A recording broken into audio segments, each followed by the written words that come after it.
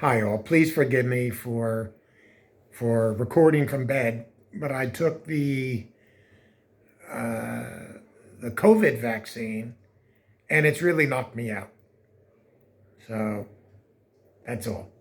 I'm here to talk about The Road to Perdition, which is a film that has always fascinated me. I've seen it 4 times, and this time I looked at it, more analytically.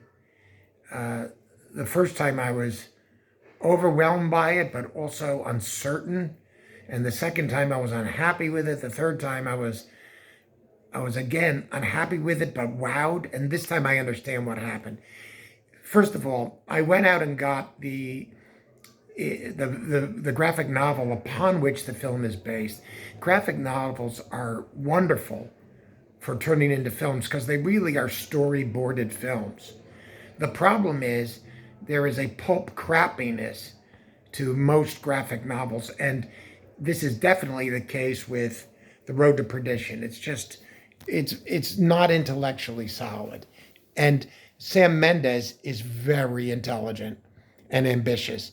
So what he would have needed to do was depart more from the graphic novel, and what he succeeds in doing is setting up the film beautifully. The first half of the film is just an outright masterpiece, and the shots, the establishing of gloomy, prosperous, depression era households, the gangsters, and then expressing the depression by when they run to Chicago. He leaves the boy in a train station which is filled. I mean, every bench in the place is filled with somebody reading. Everybody's reading the newspaper. They're not there to catch trains.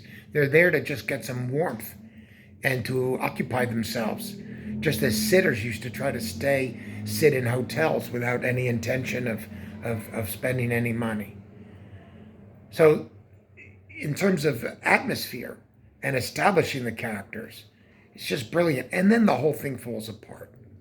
The whole thing falls apart. And again, I don't understand why they don't just, when they make a film, they just send it to someone like me, someone who's not in the business and isn't going to tell them anything fancy, but just say, this doesn't make any sense.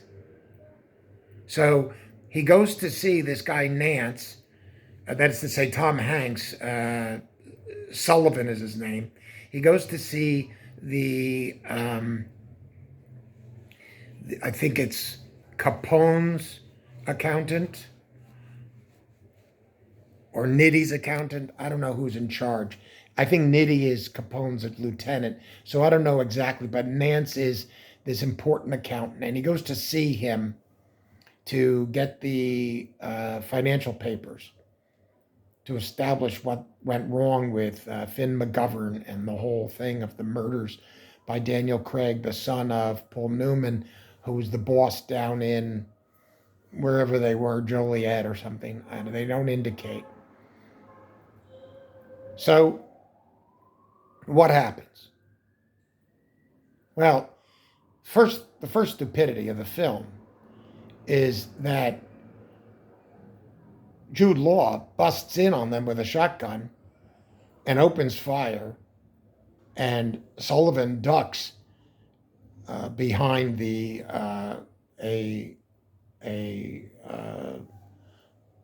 boat, whatever you call it, the traveling, what do we call that box for going on a boat? I forget my English, folks. Anyway, there's a gunfight, and Sullivan gets off a shot that explodes a sort of like a crystal lamp that breaks into shards and hits Jude Law, and he is sprawled on the floor in agony. And suddenly Sullivan, who's considered a professional killer, runs off the way you or I would run off in a panic, instead of doing what he should have done, which is rush over to Jude Law and finish him off. So what happens? Jude Law gets up, fires, injures him, and later kills him and nearly kills his son. So the whole thing is is just plain dumb. But that's only one of the stupidities that creep into the film, along with absolutely masterful shots, like the shot when the boy wakes up in the back of the car, his father driving, and they enter Chicago, and he comes over a rather indescript bridge, but he wakes up and sees all the tall buildings of Chicago.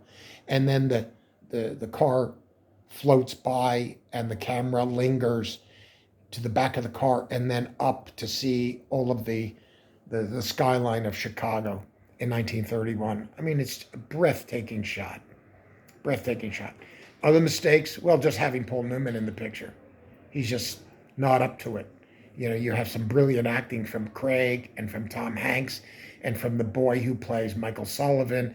And I forget his name, but the fella who plays Nance, and the great actor, English actor who played Finn McGovern, and the wonderful actress who I now forget, who used to be a star, who played his wife, Sullivan's wife. I mean, just brilliant acting, except for Paul Newman, who just isn't up to it. But the question is, how does the film go so beautifully for a half, and then the second half? I think because of the classic problem, you know, that people always had in the theater, the problems in the third act. That's always the problem, the third act. And this is where they had their problems, in the third act. And I guess they trusted the graphic novel, and it was just crappy thinking and cliche thinking, you know, where the boy isn't able to kill Jude Law, and that's supposed to be a good thing. This is all, you know, silly nonsense.